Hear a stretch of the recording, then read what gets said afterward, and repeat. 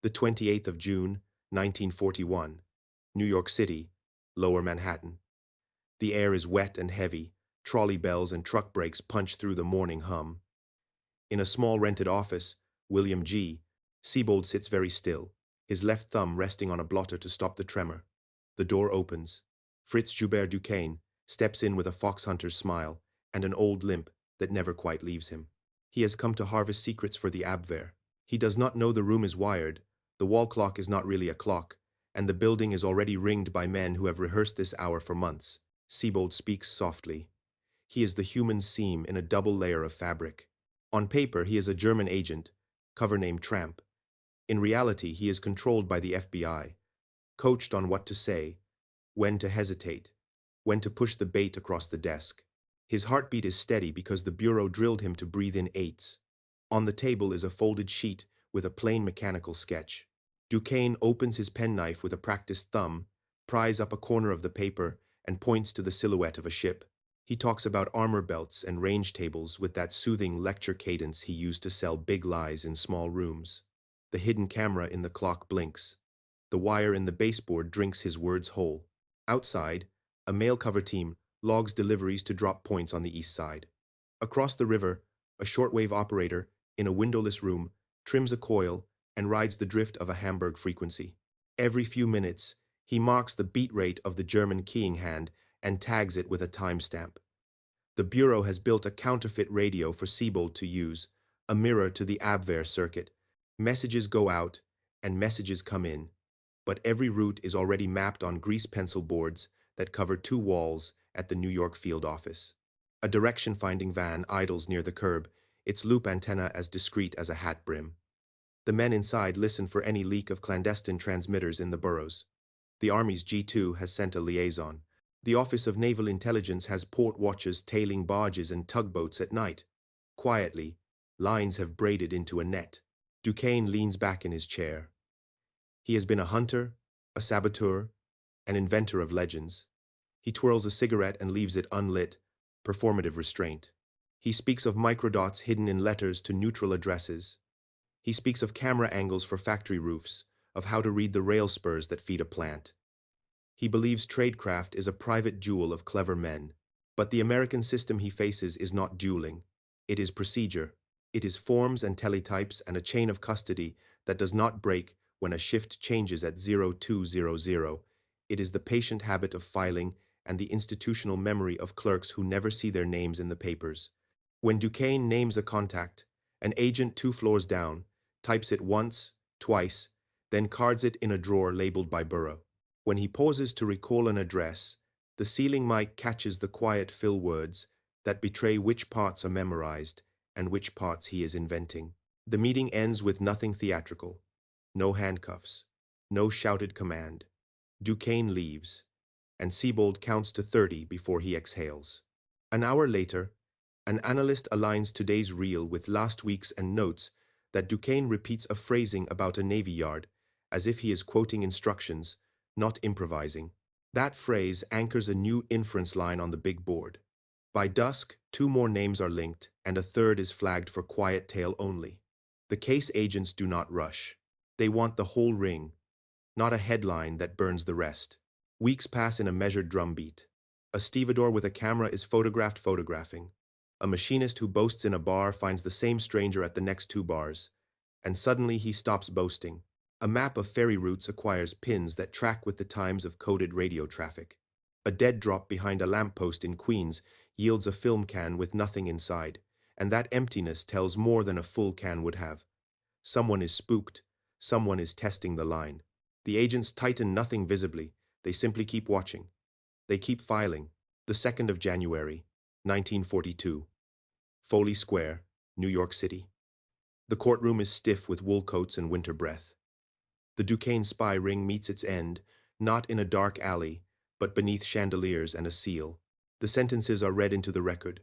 Years stacked upon years for espionage, for acting as agents of a foreign power, for conspiracy. Sebold does not stand to be thanked. He will slip into a quieter life under another name. J. Edgar Hoover will hold the microphones later. In the rows, a few men who once passed notes at docks stare at the floor. The American method that caught them is still at work even as the judge speaks. It is not a single trap. It is an ecosystem. Out at the Navy Yard, a shore patrol whistles at nothing in particular. In a Brooklyn garage, a direction-finding van is being tuned for better nulls. An Army G2 captain circles the words "controlled channel" on a memo, meaning the channel looks live to Hamburg, but every packet on it is shaped by American hands. Across the Potomac, a new office is being wired and stocked with gray metal desks. By summer, it will be called the Office of Strategic Services, and it will not own these arrests, but it will learn from their choreography. On a cold step outside the courthouse, a reporter asks a question that sounds like a movie line. Was it close? An agent in a fedora answers without poetry. It was careful. Then, he walks away. The 13th of June, 1942. Amagansett, Long Island, New York. Fog hangs low and cold. Surf kneads the beach in slow, heavy breaths. You 202 slides away from the bar like a shadow that learned to swim. 4 men in oilskins shovel sand over a crate of explosives, stamp the dune flat, and start up the dark strand with shovels and civilian coats bundled under their arms. A Coast Guard beach patrol moves toward them, 1 man, 1 flashlight, 1 brass whistle. Seaman Second Class John C. Cullen, 20, maybe 21. He opens his mouth to call out. George John Dash steps forward first. Voices tangle in the mist. Cullen asks routine questions. Dash answers with a clumsy story and an envelope that flashes bills. $260 to forget what he saw. Cullen nods, backs away, and walks, then jogs, then runs. At the station, he spills the story in hard pieces. 4 men, a boat, a stash in the sand. Alarms ripple across telephones, but the ocean has already erased its footprints. U-202 is a rumor again, swallowed by the Atlantic. The 4 saboteurs, Dash, Ernest Peter Berger, Heinrich Heinck, Richard Quirin, melt into the LIRR timetables and the rattle of commuter cars. The 17th of June, 1942. Ponte Vedra Beach, Florida. Hot wind, palmetto shadows, the slap of warm surf on a quiet morning. U-584 noses, close enough for a rubber boat to scratch the tide line. Edward John Curling, Hermann Otto Neubauer, Werner Thiel, Herbert Hans Haupt drag their kit ashore, bury demolition tools, and vanish toward Jacksonville with clothes still salted at the cuffs. 2 landings in 4 days. 8 men, 2 coasts, 1 mission written in Berlin, briefings, bridge demolitions, plant sabotage, rails, power, do not get arrested, do not draw attention, smear yourself into America and wait for instructions. Dash does not wait. New York City, June 18. A cheap hotel room and a mission that smells wrong even to the man sent to carry it. He looks at the cash bundle, tens of thousands in clean American bills, and he feels not triumph but gravity. He phones Washington, D.C., gropes for the bureau through operators and switchboards, stumbles over his own cover story, and asks for a meeting that cannot be explained on paper. Hours later, he sits in an office at the Department of Justice, downtown air hot and still, and places money and code pads on a desk that belongs to the Federal Bureau of Investigation. He talks for hours. Names, landings, rendezvous, cutouts. He names Berger as a man who will follow him if the line breaks. He is not noble. He is terrified. But terror, properly filed, is a lever. The Bureau moves without sirens. Field offices call in quiet favors.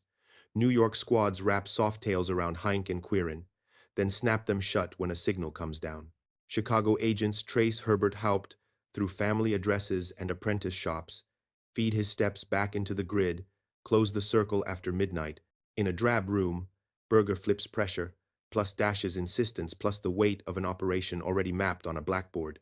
Oni passes harbor checks to nail down any maritime threads. Army G2 drops a liaison into the FBI war room to write names into order of battle style, because this is a campaign now, not a raid. June 23, 27, 1942. Arrests cascade, almost polite. Doors open. Men look up from coffee. Handcuffs pinch, a clerk logs the time, and someone picks up a hat dropped in surprise and places it neatly on a table. J. Edgar Hoover drafts a statement with the theatrical timing he disciplines into every public moment. Inside the Bureau's files, the story is method. Payoff lists are photographed. Serial numbers of cash are typed twice. Photographic plates are tucked into paper sleeves. Corners clipped to make them impossible to reinsert once removed. The case is built so that it cannot wobble when the next shift takes over. The 8th of July, 1942. Washington, D.C. Department of Justice Building. A ground floor room refitted as a court.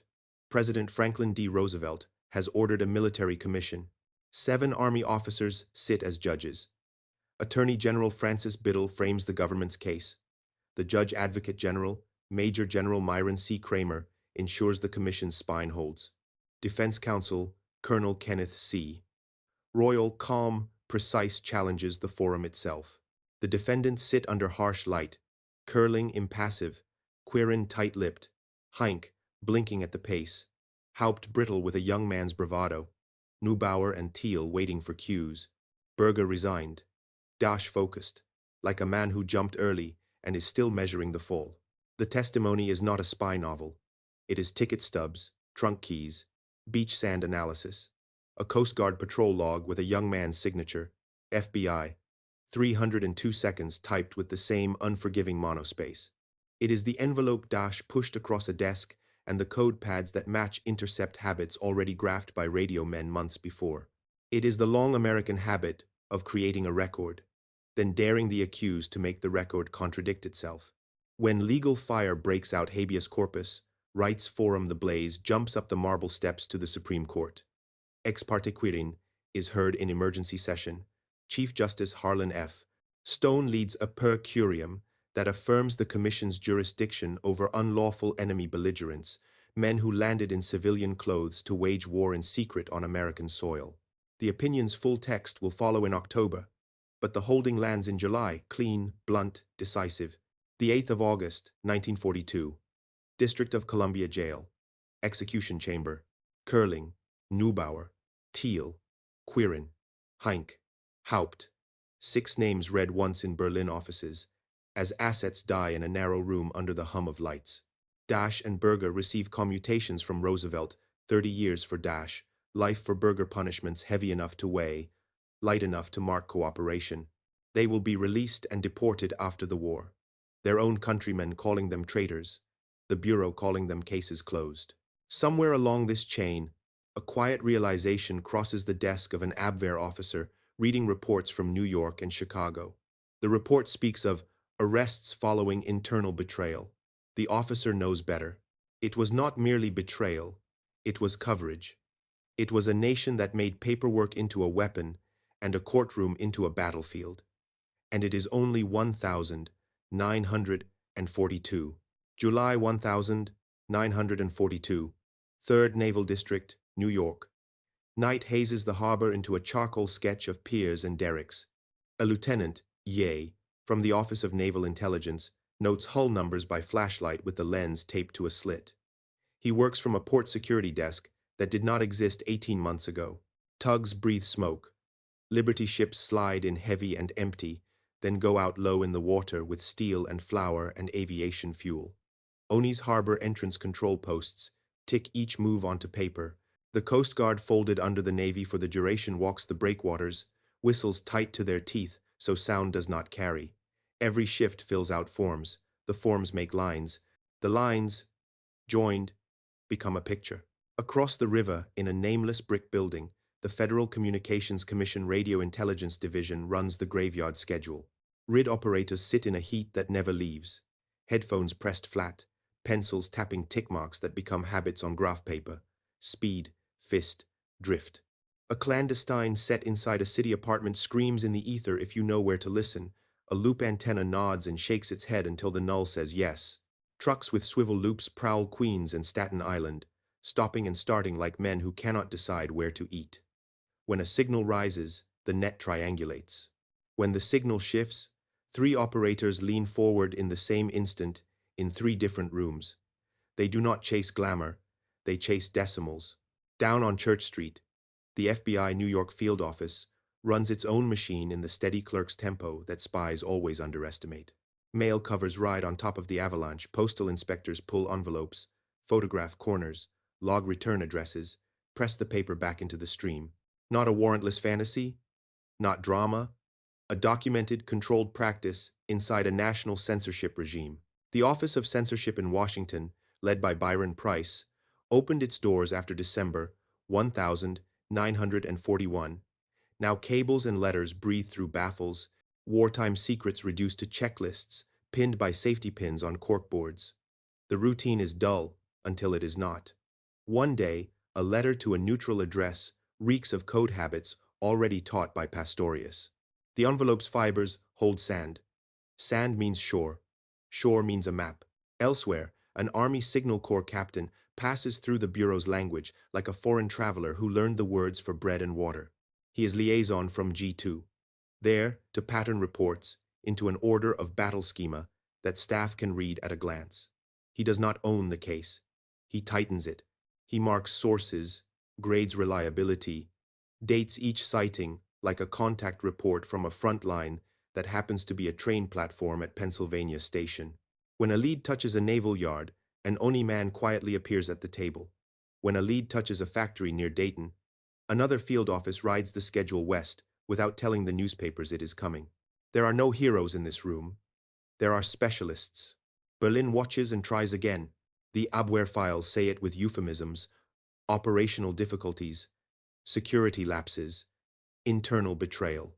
Nikolaus Ritter, who once rolled up American networks in the 1,930 seconds from a post in Hamburg, reads the 1,942 and 1,943 traffic and sees a different message. America's coverage is layered and patient. Walter Kappe, the energetic organizer behind Pastorius, learns the bitter arithmetic of what happens when an enemy turns your human center of gravity. One man flips, the grid lights, and 8 men disappear beneath it. The Abwehr changes frequencies, changes couriers, changes stories. The Americans do not change habits. The habits are the weapon. Spring 1943. New York blackout drill. Sirens burn through the dark. Lights vanish. The harbor turns to a chalk line of silhouettes. In a midtown office, the FBI's radio laboratory tests a captured set. The chassis is clean. German parts, good solder, tight tolerances. They key a test into a dummy load and push the sound into a recorder, so every future intercept can be matched to this machine's distinct mechanical voice. On a steel table sits a photostat copy of a code pad, the same face as one already bagged in the Pastorius case, but different page numbers, different hand. A labman lifts a magnifier and chases the pressure traces from page to page to rebuild what the pad used to say before the printed numbers were torn off. None of it looks like a movie. All of it holds in court. Across the river at Fort Hancock, a signal intelligence training detachment practices traffic analysis on German naval circuits. They are not breaking the Abwehr's inner systems. The target here is rhythm, who talks to whom, when, and how long, and the rhythm feeds the Bureau's maps when a domestic signal pops up where no signal should be. Out at Vint Hill Farm Station in Virginia, Army intercept operators rake the air like farmers in a hard season. Their harvest mostly goes to theaters overseas, but the discipline carries over to the domestic net. An analyst in Washington draws a line from a call-up on a Hamburg schedule to an echo in New Jersey minutes later and writes a short note. Coincidence? Unlikely. June 1943. The Office of Strategic Services formalizes a counterintelligence branch called X2. Its charter is foreign. Its files lean on British lessons from the double-cross system, and its officers will cut their teeth on enemy nets in North Africa and Italy. But the American habit that X2 inherits is already alive in New York. Do not duel. Manage. Build compartments. Validate sources. Kill the glamour before the case kills you. When X2 officers pass through the city, the Bureau does not brief them on Duquesne or Pastorius in full. It does not need to. The foundations are evident in the way the phones are answered and the way case numbers repeat from forms to evidence bags without a single transposed digit. By autumn, the failure rate for new German approaches inside the United States is not a rumor. It is a line on an internal graph. The Abwehr still tries, but couriers are watched. Mail is peeled without a scar, Radios are heard in the moment they exhale. Surviving agents become reluctant conduits who feed Berlin what Washington shapes. Controlled channels alive, believable, bounded. The same phrase that an army captain circled late in the Duquesne period now turns into a policy. You do not need to arrest every man the moment you spot him. You let him carry your weather report with a cloud sketched in, where you want the storm to look like it is. In a gray office in Berlin, an officer writes home truths in a polite code. Countermeasures in America are comprehensive. Legal instruments are swiftly applied. Internal cooperation between police and naval authorities is close. He does not write the line he is thinking. We sent hunters, they met a system, and systems do not tire. October 1943. Berlin. Abwehr headquarters. Tirpitzufer. The corridors smell of coal dust and wet wool. Reports from the United States arrive in pouches that used to feel like hunt trophies. Now they feel like receipts. A staff officer lays them out under a green desk lamp. Phrases repeat: loss of contact, probable surveillance, channel compromised. He recognizes the handwriting of men he once trusted on Long Island and in Chicago, now filtered through censors and fear. He does not write what he thinks. The Americans are not lucky. They are thorough. New York City the same month. A bureau squad meets in a room with paper blinds and metal ashtrays that never empty. The case agent is younger than the file looks. His notes are older than his face. He ticks through the grid. Postal inspectors report 2 curious envelopes routed via Lisbon. RID logged a transient signal that fits a known Hamburg schedule, but with American mains hum. Oni's 3rd Naval District has a stevedore on a quiet stipend who hears everything a man hears when he eats alone. Nothing here is cinematic. Everything here is cumulative. The agent draws a box around a name, just a surname, and writes controlled beside it. The question is not whether to arrest. The question is whether the channel is worth shaping. Two officers from the Office of Strategic Services pass through the city, bound for North Africa and Italy, faces thinned by too much coffee and not enough sleep.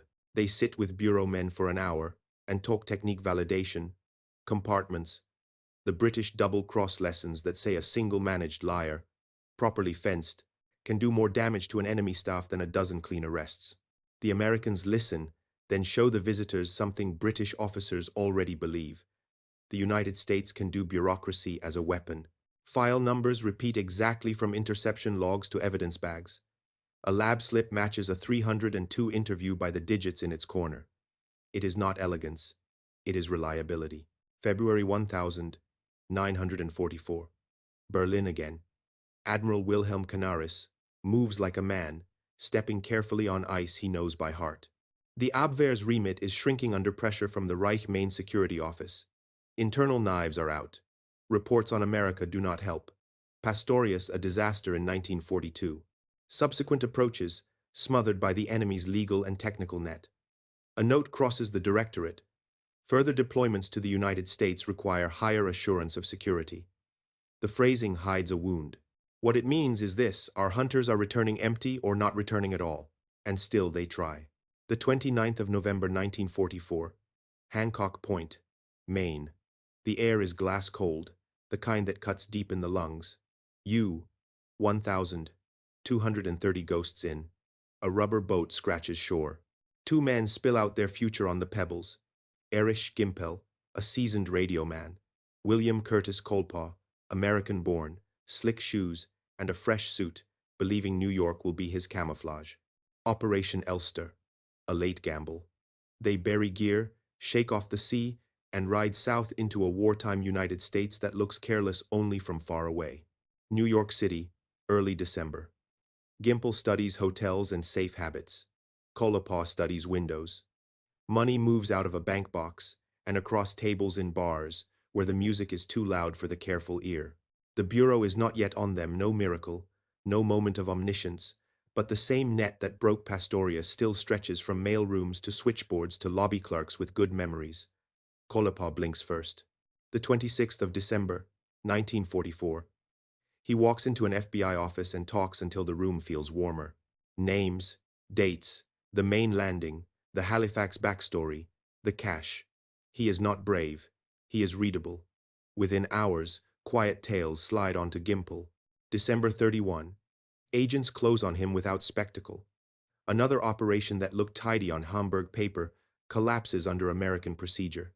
January. February. 1945. Washington, D.C. Another military commission convenes. Attorney General Francis Biddle is still the government's sharp edge. Major General Myron C. Kramer still holds the spine of the process. Defense counsel challenges, as defense counsel must. Evidence files speak in the same flat, merciless voice. Serial numbers, room receipts, train timetables, sand grains that match a beach. An interview log typed pure and square. The 14th of February 1945. Sentences. Death for Gimple and Kolpa. Months later, those sentences are commuted to life. Years later, both men will walk out under new skies. The point for the desk officers reading in Berlin is not the gallows. It is the predictability. America made an ambush out of paperwork and schedule discipline and used it twice in 3 years, on opposite coasts, with different men, and the mechanism held.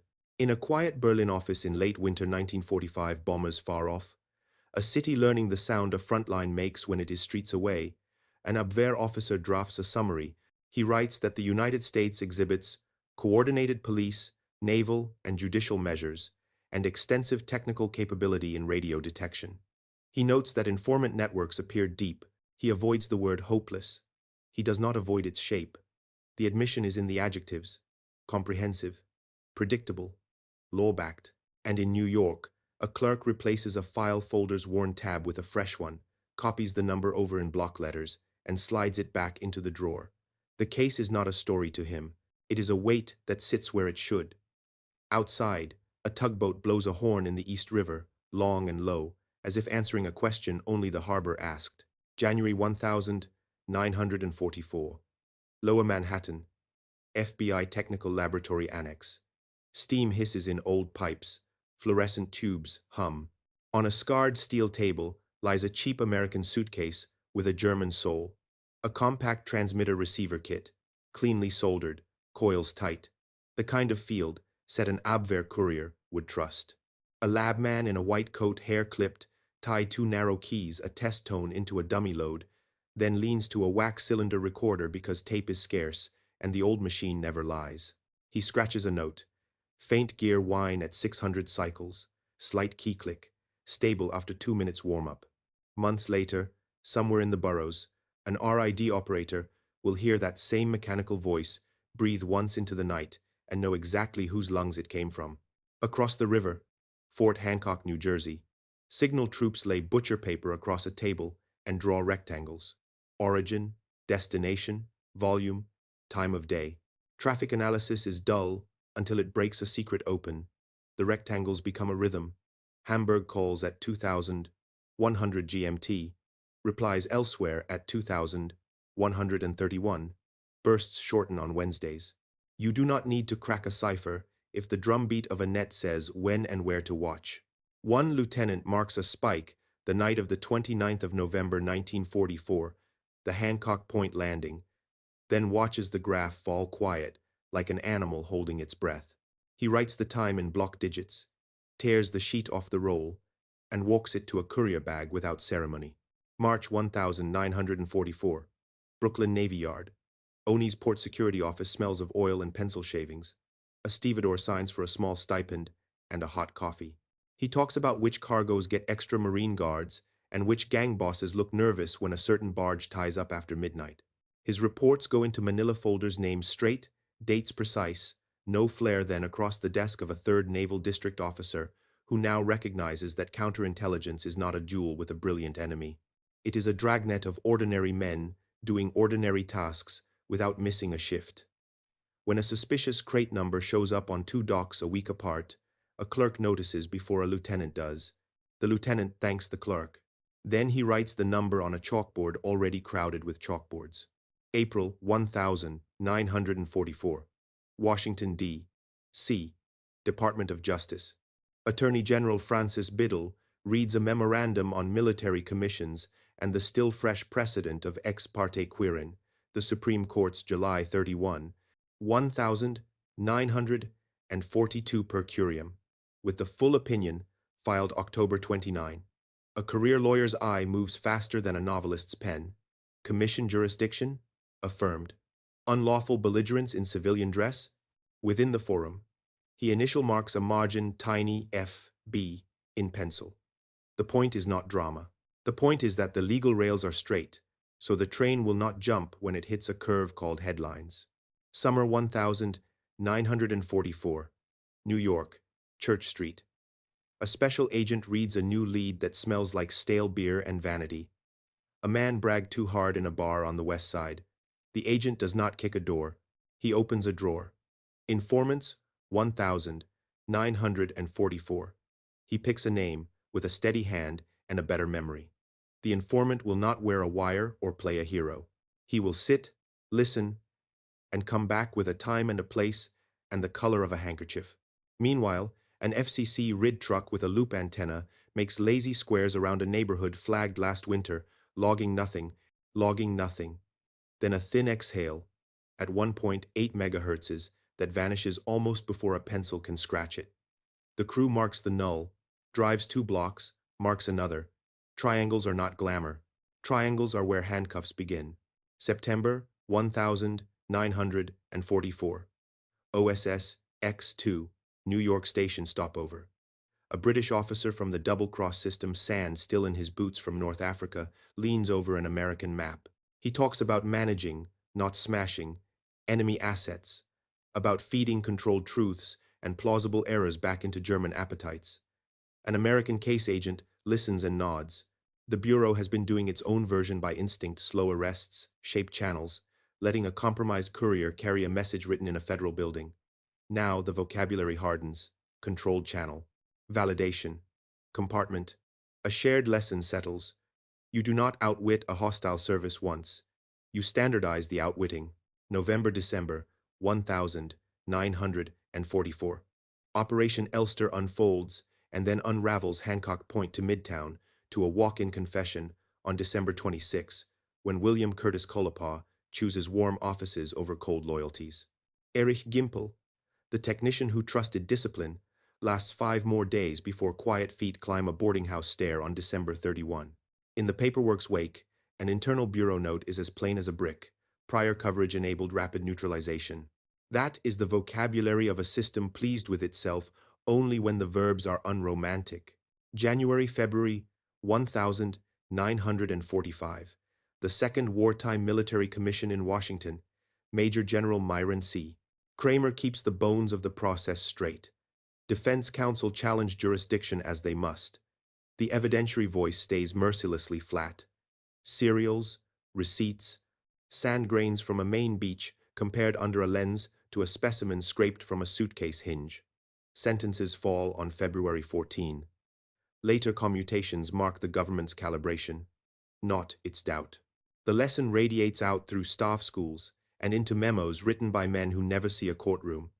Build early, document everything, coordinate quietly, arrest late. Meanwhile, in Berlin, winter of 1945, Abwehr staffers, paging through United States files, no longer pretend this is bad luck. They write sentences that keep their heads attached to their shoulders, unfavorable conditions, comprehensive police cooperation, advanced radio detection, phrases that admit defeat without admitting it. Admiral Wilhelm Canaris, ever the careful walker on ice, already feels the Gestapo's breath on the back of his neck. His service will be broken and absorbed. The last reports that mention America read like weather forecasts no pilot would fly. By March, the American grid is muscle memory. ONI on the docks, Coast Guard on the sand, RID on the air, signal analysts on the timing, postal inspectors on the paper, FBI on the people, X2 whispering lessons about patience and shaping into ears that already learned patience by habit. If you are an Abwehr courier landing late in the war, you are not entering a duel. You are stepping into a factory that builds outcomes. On a rainy evening, a junior clerk in New York replaces the fraying string on a bundle of 302 seconds and logs the new tie in the evidence book because the old knot's presence, unrecorded, could let a defense counsel teach a jury to doubt. The clerk will never make a newspaper. But when an enemy officer later concedes that American coverage, coordination, and legal pressure outclassed German tradecraft, the concession will carry the weight of that new knot. April 1945. Berlin breaks, files burn in courtyards. The Abwehr is already a ghost. Bled into the Reich main security office after Canaris fell in February 1944 and was executed at Flossenburg on the 9th of April 1945. What remains are pouches, ledgers, and men who remember which drawer held which alias. They walk west with their hands up. They meet interrogators who take notes in neat columns and ask the same question 3 ways until the answers rhyme. Summer 1945. Oberursel, Germany, AU.S. Interrogation site that will soon be called Camp King. A former Abwehr officer sits under a bare bulb and reads a translation of the Pastorius record. He knows the outline. He does not know the paperwork's weight. He turns pages that list bank withdrawals, hotel slips, train times, a Coast Guard patrolman's log signed John C. Cullen, the 13th of June, 1942. He finds the Supreme Court's per curiam from the 31st of July, 1942, on jurisdiction over unlawful belligerence. He notes the full opinion filed October 29. He reads the 1945 Elster file, Hancock Point, Kolepaw's walk-in confession on December 26, Gimple taken on December 31, and he traces the same American habits across different years and coasts. Radio detection, mail covers, quiet tales, evidence chained so tightly a defense cannot pry it apart. He does not say the word defeated. He says comprehensive, predictable, law-backed. In the transcript, the adjectives are the concession. Washington, D.C., 1946. The Federal Bureau of Investigation collates wartime case summaries for internal instruction. The names are familiar: Duquesne, Sebold, Pastorius, Elster. The tone is antiseptic. No boast. The emphasis falls on timing. Identify early. Shape if possible. Arrest late. Present clean. The legal rails that held Quirin are taught as rails, not drama. Major General Myron C. Kramer's commission records sit in a cabinet down the hall from Attorney General Francis Biddle's memoranda. The message to new agents is not heroic. It is procedural. If your file can walk by itself from desk to desk without you in the room, you are winning. New York City, 1946. 1947. OSS is gone. Its bones reassemble into the Central Intelligence Group and then the Central Intelligence Agency by 1947. X2's lessons migrate into a wider American habit. Validate, compartment, control. The British officers who taught double-cross techniques during wartime visits nod at the fit. The U.S. is not a small circle of wily case officers. It is a lattice that lets a single managed channel move through it without tearing the mesh. ONI keeps port security doctrine alive. The FCC's Radio Intelligence Division is folded back, its veterans carrying frequency tables in their heads the way sailors carry coastlines. The net that broke German insertions becomes a memory and a template. Oberursel again, 1947.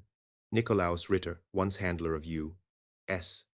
cases from Hamburg in the 1930s, sits with an American Counterintelligence Corps interviewer. The CIC man lays out a timeline. 1,941 Duquesne arrests after Sebold's cooperation and months of coverage. 1,942. Pastorius arrests cascading within weeks of landings. 1,944. Elster broken by a confession and then the same quiet coverage. 1,945 commission. February 14 sentences. Ritter does not contest the dates. He contests the framing betrayal, not system. The interviewer slides the evidence logs across the table. Mail covers, direction-finding graphs. Chain of custody slips that match 302 interview numbers, digit for digit. Ritter stops arguing process and starts asking about coils, antennas, and police coordination. The transcript shows the pivot. Technique, beat bravado, District of Columbia, 1,948. Erich Gimpel, The Ulster radio man files statements as part of his long post-war slog through custody, sentence, commutation, and return. He writes like a technician. He describes transmitters, safe habits, and the moment he realized a tale had settled on him in New York. No poetry. The phrases imply respect he does not say out loud. The Americans were patient, their coverage was close, their evidence was ready before the cuffs closed. He notes that Kolopaw's talk opened the door. He also notes that a door only matters if a hallway is already built. The hallway was built. Back in New York, a seminar for young agents runs through case studies on a blackboard that looks like a railroad timetable. ONI's port watchers as first screen. Coast Guard beach patrols as the living tripwire. FCC RID loops as the ghost that hears you when you whisper. Postal inspectors as the invisible fingers that flip envelopes without leaving a scar. FBI squads as the hinge that lets all the other parts swing. Army G2 analysts as the men who draw order of battle maps for a domestic battlefield. OSS X2's foreign lessons as confirmation, not origin. The chalk squeaks under the word that stamps the board's bottom edge. Procedure, Berlin, ruins and dust. Late 1948. A former Abwehr staffer compiles a private memoir draft that will never see a press. He writes that early American successes could be put down to bad luck and a turncoat. Then he lists 1,941, 1,942, 1,944, 1,945, and finds himself explaining the same result 4 different ways. He crosses out bad luck. He writes the sentence he had been avoiding since Oberursel. American police, naval, and judicial cooperation created an environment in which our methods repeatedly failed.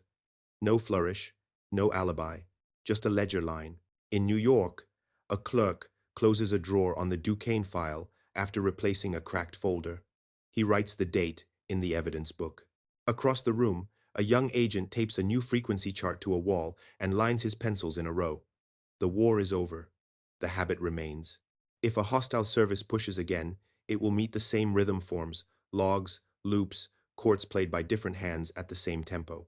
Winter 1949. New York City. The war is over. The blinds are open again. But the desks look the same. Case binders stamped Duke QSNE, Pastorius. Elster sit in a training room like tools laid out for inspection. A senior agent walks new hires through the mechanics.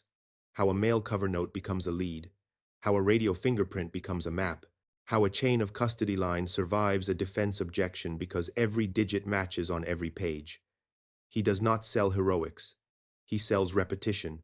The lesson is not that America outfoxed the Abwehr once. The lesson is that a repeatable process beat a series of hunters. Across the river, the Navy teaches port security as a peacetime craft. ONI officers talk pier numbers and watch bills. The Coast Guard recalls how a beach patrol on a foggy night forced a decision that cracked a whole operation open. Names are real, places fixed. Amagansett, New York, the 13th of June, 1942. Hancock Point, Maine, the 29th of November, 1944. The stories are told without embroidery because the dry details are what matter. A patrolman's signature, a bank withdrawal, a hotel register that will still be legible 20 years later. Washington, 1,949, 1,950. The FBI folds the wartime cases into its internal schoolhouse. Ex parte quirine, per curiam. The 31st of July, 1942. Opinion, October 29, becomes standard reading, not as a political argument, but as a practical rail. When unlawful belligerents land out of uniform to wage war, a military commission can sit. Evidence must be built the same way, and the record must survive daylight. Major General Myron C. Kramer's commission files are boxed and shelved, but their tone bleeds into lectures about how to prepare a witness and how to label an envelope. The bureaucracy that the Abwehr misread as weakness is taught as a weapon with calibers and ranges. The 1st of October, 1945 to January 1946 to the 18th of September, 1947. The dates march in a neat column. OSS is dissolved. The Central Intelligence Group takes shape. The Central Intelligence Agency is born under the National Security Act. X2's foreign counterintelligence lessons migrate into a broader culture, validate sources, compartment, control channels, prefer the provable over the picturesque. British visitors who once demonstrated the double-cross system nod at the American fit. Where London ran a small circle of virtuoso case officers, New York and Washington scale the craft into a lattice of offices that can keep a decision consistent from a pier to a courtroom. Lives unwind. William G. Sebold, whose steady hands and measured voice opened the Duquesne ring, lives under an assumed name in the United States, his public footprint faint by design. John C. Cullen, the Coast Guardsman who stood in the fog at Amagansett, keeps his patrol log. The log keeps him. George John Dash and Ernest Peter Berger, whose testimonies helped break Pastorius, are released and deported in 1948, walking back into a Germany that calls them traitors. Erich Gimpel, the radio man from Elster, sees his 1,945 death sentence commuted. He is released and deported in the mid-1950 seconds. William Curtis Colapaw eventually paroles out of a life term by 1960 and fades into civilian time. Newspapers print short items. The real record remains the case files that trained a generation who never met them. Germany, early 1,950 seconds. Former Abwehr staff compile notes for memoirs that sometimes appear in print and sometimes do not. The language is careful enough to pass in a narrow legal lane, but the spine is clear. The United States fielded integrated police, naval, and judicial measures. Its radio detection was extensive. Informant networks functioned as advertised. And once a channel was compromised, American authorities often chose to manage it rather than smash it. The admissions are rarely frontal. They are made in adjectives, the way soldiers talk around a defeat without giving the enemy a headline. By 1953, the American habit forged against the Abwehr has migrated into other fights. New acronyms take the field: CIC still in Europe, a young CIA building counterintelligence doctrine, the FBI holding its domestic lane with the same Clark's tempo that confused so many adversaries. Venues and adversaries change. The rhythm does not. You start early. You layer coverage. You arrest late. You present clean. If a human source flips, that is a door. The hall only matters if you already built it. The harbor keeps its own tempo. Liberty ships are gone, but the water still heaves against pilings in patient pulses. In an office near Church Street, an instructor holds up a photostat of a code pad and a page from a hotel registry dated June 1942. He places them on the table 6 inches apart and draws a line between them with his finger. This, he says, is the craft. Not the wire in the wall clock, not the chase car, not the headline, the line. Make it straight. Make it survive the next shift. A young agent asks whether the Germans were simply unlucky. One double agent in 1941, one walk-in confession in 1944. The instructor shakes his head. Luck breaks once. Procedure breaks you every time you come back. In the filing room, a clerk replaces a worn brad in a Duquesne folder. He writes the date on the inventory card because the inventory card outlives everyone in the room. Somewhere far from the piers, a radio man who once logged clandestine signals for the FCC's Radio Intelligence Division drives past a stretch of empty beach and, out of reflex, looks for the shape of a rubber boat. He sees nothing but winter surf. The reflex is the point. New York closes its day. Streetlights climb up the avenues. The harbor blinks its coded language of reds and whites. In Berlin, in files that survived, the last wartime summaries say the quiet part cleanly. Comprehensive, coordinated, law-backed. In New York, in files that trained the peacetime net, the echo answers: identify early, shape if possible, arrest late, present clean. The adversary thought it was a jewel. It was a system. And systems, properly tended, do not tire.